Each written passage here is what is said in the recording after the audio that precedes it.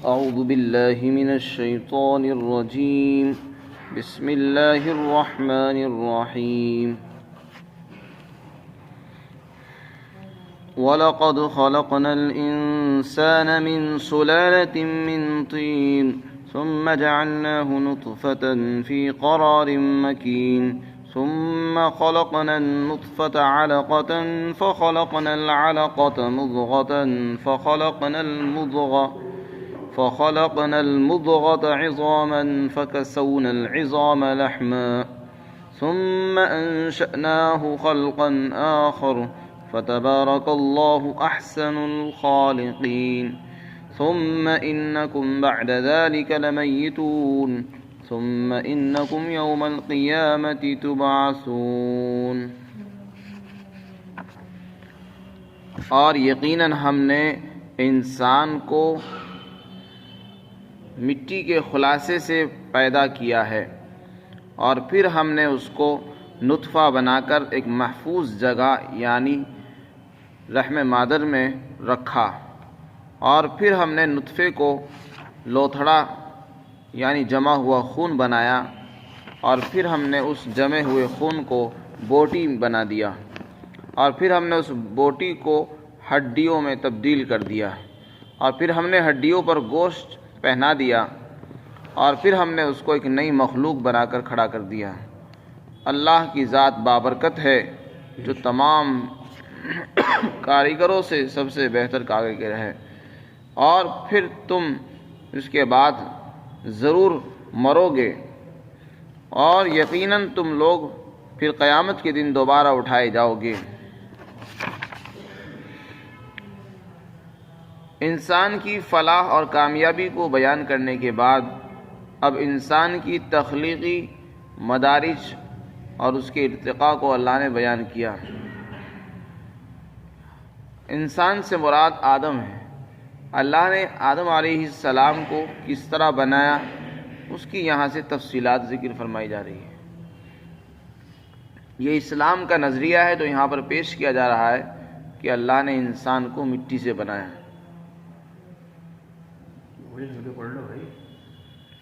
فرمایا انسان کو اللہ نے مٹی سے یعنی کیچڑ سے بنایا ہے. طین کہتے ہیں وہ مٹی جس کے اندر پانی ملا ہوا ہو یعنی گارا مٹی کیچڑ، اور اس کے خلاصے سے بنایا. خلاصے کا مطلب کیا ہے؟ حضرت ابو موسیٰ اشعری رضی اللہ عنہ روایت فرماتے ہیں کہ رسول اللہ صلی اللہ علیہ وسلم نے ارشاد فرمایا اللہ تعالیٰ نے پوری روئے زمین سے ایک مٹھی مٹی کی اٹھائی جو پوری روئے زمین سے لی گئی تھی. اس کے کچھ ذرات مشرق کے، کچھ مغرب کے، کچھ شمال کے، کچھ جنوب کے، یعنی ہر جگہ سے وہ لی گئی تھی. پوری روئے زمین سے اس کو لیا اور ایک مٹھی اٹھائی، اور پھر اس کے ذریعے سے اللہ تعالیٰ نے آدم علیہ السلام کا پتلا بنایا، اور پھر اس میں روح ڈال دی گئی. چنانچہ وہ روئے زمین سے جو مٹی اٹھائی گئی وہ چونکہ مختلف رنگوں والی تھی، مختلف خصلتوں والی تھی، اس لیے انسان بھی مختلف شکلوں میں ظاہر ہوئے اور مختلف خاصیت والے ظاہر ہوئے. کچھ لال ہیں، کچھ کالے ہیں، کچھ سفید ہیں، اور کچھ ان دونوں کے بیچ کے ہیں. ہم دیکھتے ہیں، مشاہدہ کرتے ہیں، بہت سے انسان بالکل سفید ہیں، بہت بالکل کالے ہیں، اور کچھ لال ہیں، اور کچھ ان دونوں کے بیچ میں.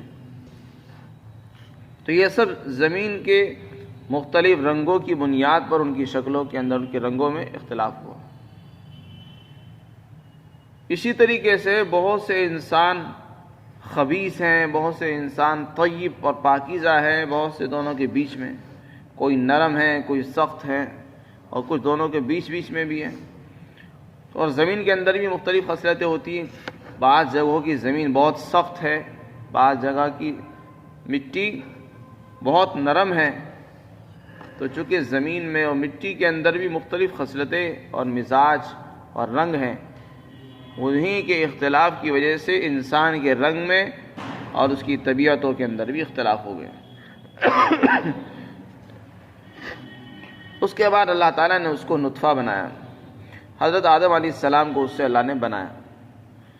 آدم علیہ السلام کو پتلا بنایا گیا، اس میں روح ڈال دی گئی۔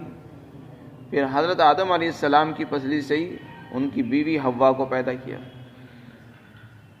اس کے بعد جو آدم علیہ السلام کی جو اولاد کا سلسلہ شروع ہوا، ان کی تخلیق نطفے سے ہوئی۔ نطفہ کسے کہتے ہیں؟ انسان زمین سے پیدا کی ہوئی چیزیں، غذائیں، پھل، سبزیاں کھاتا ہے، اس سے انسان کے بدن میں خون بنتا ہے، اور پھر خون سے منی بنتی ہے، اسی کو نطفہ کہتے ہیں، جو مرد کی پشت سے نکلتا ہے اور عورت کی ترائب سے نکلتا ہے۔ یخرج من بین الصلب والترائب، قرآن میں اللہ نے بیان کیا۔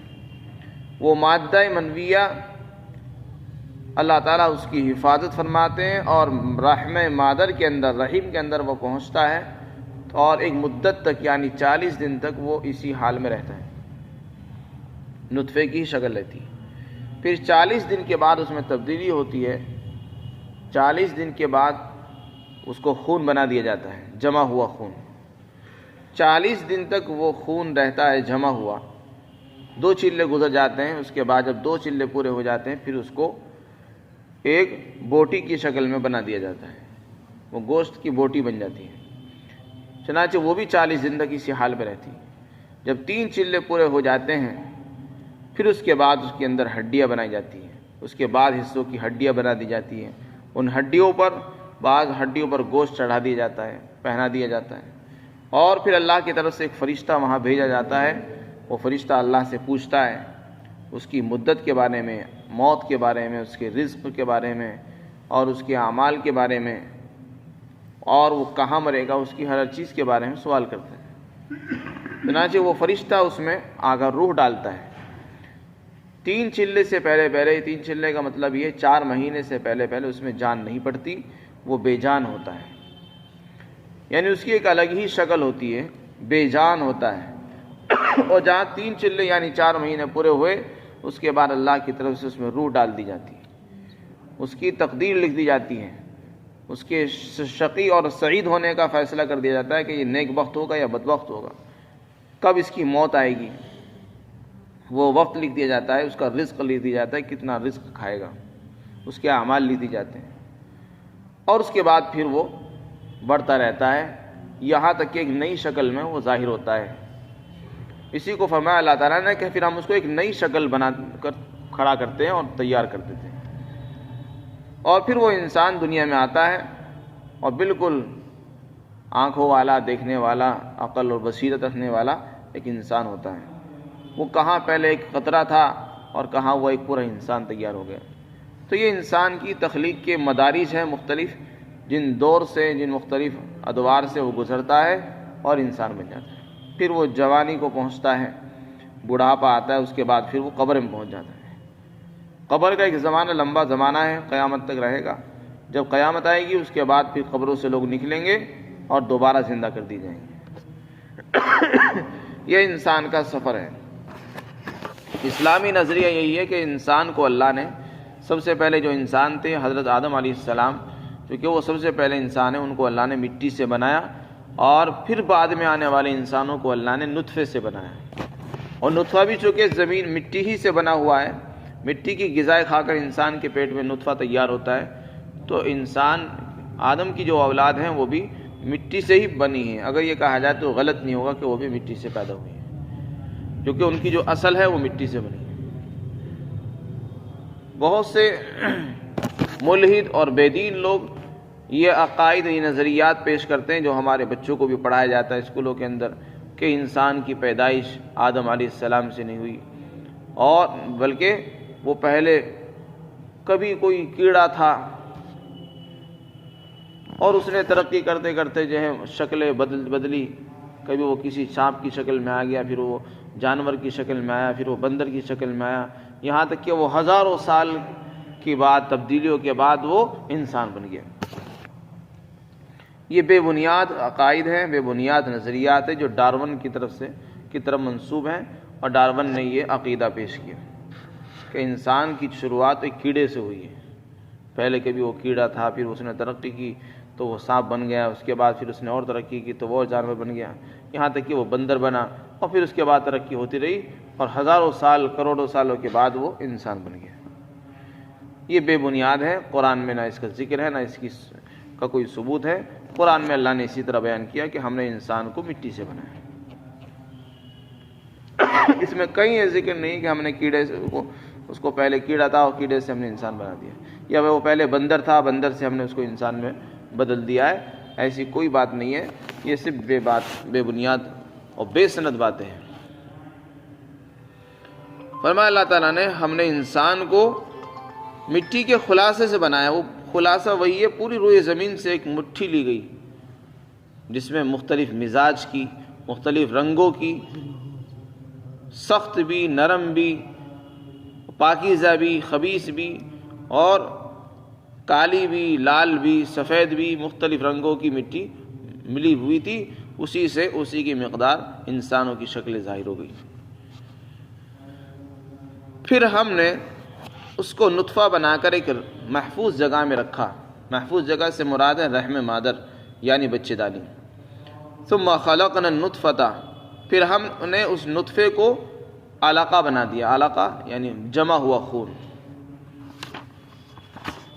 پھر اس کے بعد ہم نے اس خون کو بوٹی بنا دیا، اور پھر ہم نے اس بوٹی کو ہڈی میں تبدیل کر دیا، اور پھر ہم نے ہڈیوں پر گوشت چڑھا دیا۔ اس کے بعد پھر ہم نے اس کو ایک نئی مخلوق بنا کر پیش کر دیا۔ انشأناہ خلقا آخر کی تفسیر میں لکھا ہے کہ اس سے مراد ہے روح کا پھونک دینا، کیونکہ 3 چلے سے پہلے وہ بے جان تھا، اس میں روح نہیں تھی، جاندار نہیں تھا، نہ اس کے اعضاء بنے ہوئے تھے، نہ ناک تھی، نہ کان تھے، نہ ہاتھ پیر تھے۔ لیکن جیسے ہی 3 چلے پورے ہوتے ہیں اس میں ہڈیاں بنا دی جاتی ہے اور اس کے ہاتھ پیر بنا دی جاتے ہیں، اس کے سب کو نقش نگار یہاں تک کہ اوپر ایک مورتی کی شکل میں بن جاتا ہے۔ تو اللہ تعالیٰ نے ایک نئی مخلوق اس کو بنا دی۔ پہلے بے جان مخلوق تھی، اب جاندار اللہ نے بنا دی۔ تو یہ سب اللہ کی کاریگری ہے۔ فرمایا احسن الخالقین، اللہ تعالیٰ سارے کاریگروں سے بہترین کاریگر ہے۔ دنیا میں جو لوگ کاریگری کرتے ہیں ان کو بھی اللہ ہی نے بنایا، اور وہ جو کاریگری کر رہے ہیں وہ بھی اللہ کے دیے ہوئے میٹیریل اور سامان کو جوڑ توڑ کر نئی چیزیں سامان تیار کرتے ہیں۔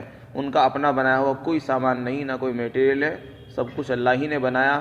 دھات بھی اللہ نے بنائی، لوہا بھی اللہ نے پیدا کیا، زمین میں سونا بھی، چاندی بھی، پیتل بھی، ہر چیزیں، یہاں تک کہ پانی، پیٹرول، ڈیزل، بھاپ وغیرہ ہر چیز اللہ نے پیدا کی۔ انسان نے بس اتنا کام کیا کہ تھوڑا سا پانی لیا، یہ لیا، وہ لیا، مختلف سامانوں کو جمع کر دیا اور ایک سامان تیار کر دیا۔ اور اس کو اللہ نے جو دماغ دیا تھا وہ بھی اللہ کا دیا ہوا تھا، دماغ بھی انسان کا اپنا نہیں تھا۔ تو حقیقت میں کاریگری تو اللہ ہی کی ہے۔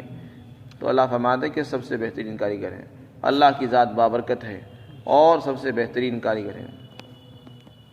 پھر اس کے بعد اشارہ فرما دیا کہ انسان ہمیشہ کے لیے دنیا میں نہیں آیا، یہ تو ایک مدت کے لیے آیا ہے، امتحان گاہ ہے، یہاں انسان اپنے اعمال کرے گا اور اس کے بعد اس کو یہاں سے جانا ضروری ہے۔ یہاں نہ کوئی رہا ہے نہ رہے گا، اس کو ضرور مرنا ہے، اور مرنے کے بعد یہ برزخ میں پہنچے گا۔ اس کے بعد بھی جب قیامت آئے گی تو قیامت میں اس کو دوبارہ سے اٹھا کر زندہ کر دیا جائے گا۔